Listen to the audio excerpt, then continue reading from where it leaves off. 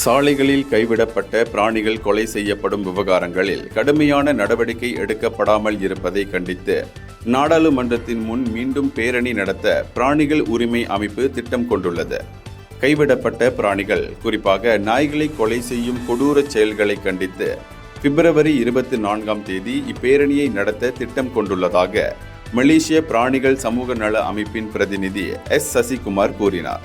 2015 பிராணிகள் நலச் சட்டத்தை திருத்துவதோடு பாதுகாப்பு அம்சங்களை ஆராய வேண்டும் என்ற கோரிக்கைகள் அரசாங்கத்திடம் தொடர்ந்து வலியுறுத்தப்பட்டு வருகிறது. கடந்த ஆண்டு நவம்பர் மாதம் 100க்கும் மேற்பட்டோர் நாடாளுமன்றத்தின் முன்கூடி கோரிக்கைகள் அடங்கிய மகஜரை வழங்கியிருந்தனர். ஆனால் இதுவரையில் எவ்வித நடவடிக்கைகளும் இல்லை.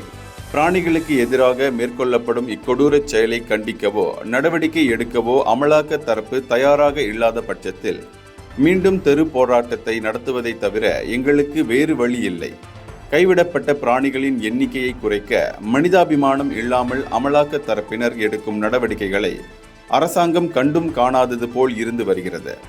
சம்பந்தப்பட்ட அதிகாரிகள் மீது நடவடிக்கை எடுக்கப்படாததால் மக்களுக்கு அரசாங்கத்தின் மீதான நம்பிக்கை குறைந்து வருகிறது. சில பிராணிகள் கொல்லப்பட்ட விவகாரத்தில் சம்பந்தப்பட்டவர்களுக்கு எதிராக ஆதாரங்கள் இருந்தும் நடவடிக்கை எடுக்கப்படவில்லை. இனியும் இது தொடரக்கூடாது என்பதை வலியுறுத்தி வாயில்லா ஜீவன்களுக்கு ஆதரவாக இப்பேரணி பெரிய அளவில் நடத்தப்படும் என்றும் சசிகுமார் கூறினார். இந்தியர்களின் இதய குரல் மக்களோசை.